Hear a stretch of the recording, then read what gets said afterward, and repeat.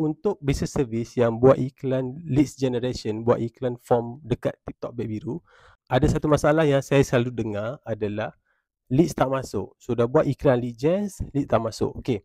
Ada beberapa sebab kenapa kita buat iklan lead generation tu, leads tu tak masuk. Antaranya adalah kita punya konten iklan tu sendiri. Adakah info dalam iklan tu cukup? Adakah konten tu dapat menarik high quality leads yang kita nak pergi kepada form tu? Sebab kalau kita tarik orang yang salah, memang dia takkan isi form yang kita letak tu. Konten tu kena dibetulkan juga. Ada strategi macam mana nak pastikan high quality audience datang kepada kita. So sebab yang kedua boleh jadi form kita tu terlampau panjang. Maksud dia kita letakkan semua benda yang kita nak daripada orang tu untuk isi, sampai ke orang tu rasa tak nak isi. So sebenarnya untuk dalam form tu paling mudah adalah kita limitkan kepada benda yang betul-betul penting, info yang betul-betul penting yang kita nak kena tahu untuk closing dia.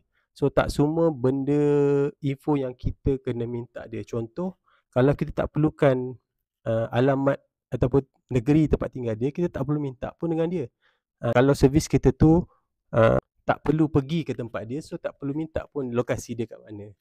Macam tu lah. Kena tapis juga form tu supaya optimumkan jumlah data yang kita nak ambil daripada orang, supaya orang tu tak rasa terbeban untuk isi form tu.